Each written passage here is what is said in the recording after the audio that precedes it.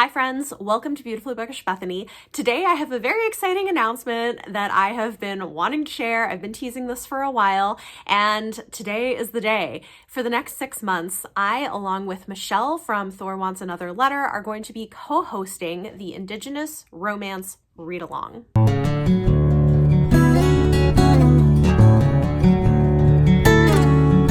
If you guys don't already follow Michelle, you can check her channel out down below. She is an Indigenous booktuber who's graciously agreed to co-host this read-along with me. I'm really excited about this. The goal of the read-along is to read romances written by Indigenous authors. There are a few reasons that I wanted to do this and wanted to highlight it as a community thing. We're going to talk about what all of the books are, when we're going to be reading them, how you can participate. I'm really excited for all of it. But first, let's talk a little bit about why we're doing this and why it's important.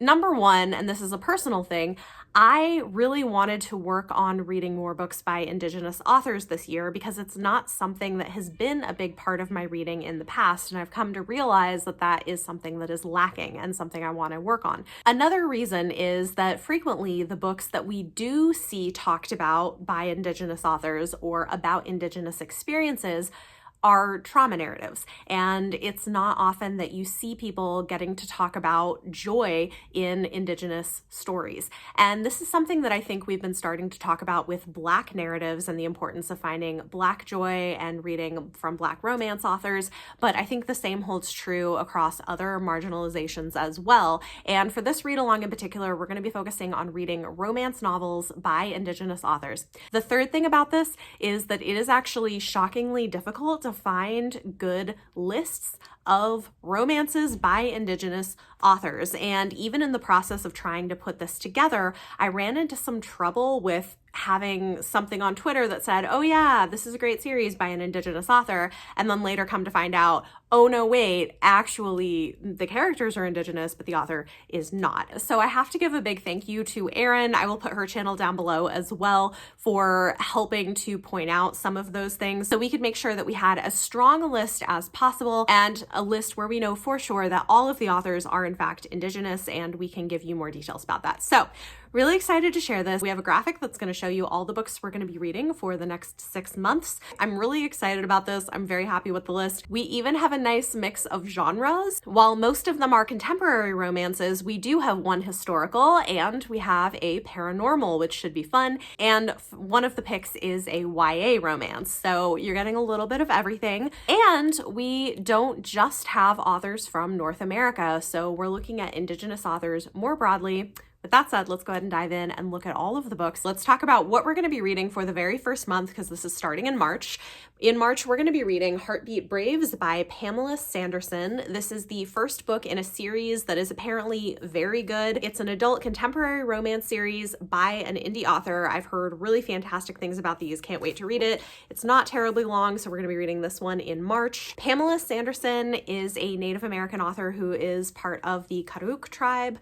I think I'm saying that right. I did look up the pronunciation, but this is going to be our pick for March, and I'm really excited to get into it. So if you guys want to join us starting in March, this is going to be our first book. I'm going to be reading this along with Michelle, and I'm just going to put this out there. I am actually looking for other Indigenous booktubers who are interested in joining in on the live shows. I'm hoping to use the platform I have to promote some of these books, let you guys know about some of these Indigenous voices in romance, but for the discussions, I really would love to have Indigenous voices in the conversations, in the discussions. Michelle is an Indigenous booktuber, but I would love to have more. So this is an open call. If you're interested in joining in for this book or for other books that we're going to have in future months, and I'm going to talk about all of them, please do feel free to reach out to me and let me know if you want to join in the live show. And if you're wondering when the first live show is, I will put that information on the screen right now. That's when the live show is, and links will all be down below. So this is the March pick. Then in April, we're going to be reading a Harlequin romance. This is Seducing His Secret Wife by Robin Covington. It's part of the Harlequin Desire line. These are fun. They're very soapy and melodramatic and over the top, but a whole lot of fun, and I'm looking forward to reading this. Robin Covington has written a few books for Harlequin, and she is a biracial Native American author. So that is our pick for April. Then in May, we're going to be reading a YA contemporary romance. This is Hearts Unbroken by Cynthia Latish Smith, and she is a member of the Muskogee Creek Nation in the United States, another Native American author, and I have heard really fantastic things about this book. It follows a teen girl who has just dumped her first boyfriend for mocking Native people, and she's part of the school newspaper and working on tackling the need for inclusivity, working alongside another boy named Joey, who is Lebanese American, and a romance develops between the two of them. So really excited for this. I've heard nothing but good things, and this is going to be the book we're reading together in May. Then in June, we're going to be reading from a Canadian author. This is Sanctified by Maggie Blackbird. She is an Indigenous author from Canada who is part of the Ojibwe community. This is actually the third book in a series, but they can be read as standalones. It follows a hero who is a Catholic and is ashamed of having gotten divorced, so he's fled back to his home community and gets involved in some of the politics there. The heroine is a recovering addict, and yeah, it's a romance between the two of them. This is another contemporary one with a Canadian author. Then in July, we're going to be reading Her Land, Her Love by Evangeline Parsons Yazzie. This is another Native American author who is part of the Navajo Nation, and this is our one historical romance that we're going to be reading. It's the first book in an epic historical series following a Navajo family as they deal with the long walk, and there is romance that develops along the way. So this one is kind of a blend of historical fiction and historical romance. This one looks really great and seems like a good one to learn about history from. Again, I don't know why there isn't more of this. As I was doing research for this project, I found so many romances that are about Native American characters, but are written by mostly white authors. And in some cases, especially the historical books, they're kind of fetishizing the Native Americans, and that's just kind of icky. So definitely recommend if you guys can join us and read along with us, that would be great. But with that said, our final book pick is going to be in August, and this is from an Aboriginal author from Australia. It is also our paranormal romance, which I am looking forward to.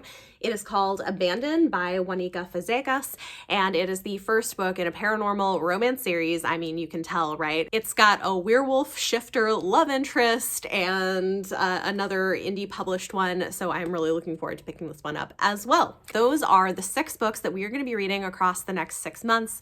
One a month. There will be a live show every month, and those details will go up as we have them. I am really, really excited to get started on this. Huge thanks to Michelle for collaborating with me on this and co-hosting. And again, if you are an Indigenous booktuber or content creator, and if you want to be involved in any of these live shows, please let me know, especially if you have the same identity as any of these authors. I would love to have you in the discussion portion of this, because I really want to try to prioritize Indigenous voices in the project. So that is it. That's the announcement. I am so excited to finally be telling you about this. Comment down below. Let me know if you're planning on joining us for one or any of these books. They all look really great, and I think we have a nice variety of books and authors to choose from. For your question of the day, let me know what is a kind of romance or a type of representation in romance that you feel is lacking, that you would really like to see more of. Clearly, it's hard to find good lists of Indigenous authors writing romance, and a lot of the even lists that do exist out there that I found were inaccurate or included a lot of books about Native American characters, but not by Native authors. So yeah, talk to me in the comments down below. Let me know what is a representation in romance that you have been looking for and find it difficult to find. If you like this video, give it a thumbs up, subscribe if you want to see more, and if you want to support the work of the channel, check out the Patreon linked down below. Thank you so much for watching, and I'll see you next time.